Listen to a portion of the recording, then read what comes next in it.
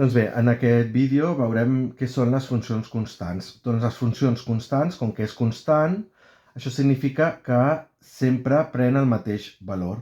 Doncs les funcions constants són les que la imatge de tots els valors de x és sempre el mateix, no? Perquè és constant. Molt bé. Doncs què és el que passa? Que aquestes funcions tenen una forma molt específica, que és f de x és igual a un número. És a dir, el terme independent no té mx. Aquest mx no existeix a les funcions constants. Vale? Llavors, aquest valor de n, quin és?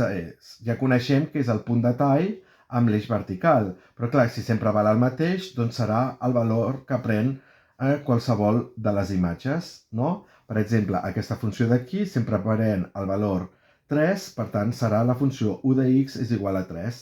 I la funció v baixa és la funció que sempre pren el valor menys 1, per tant, la seva expressió algebraica serà v baixa de x és igual a menys 1.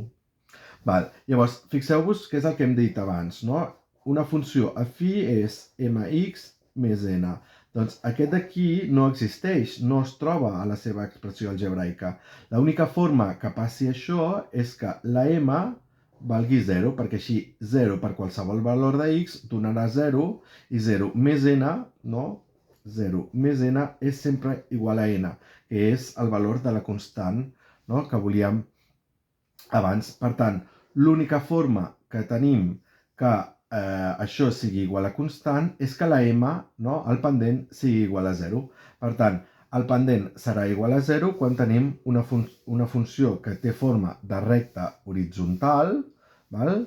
I 0 serà el seu pendent.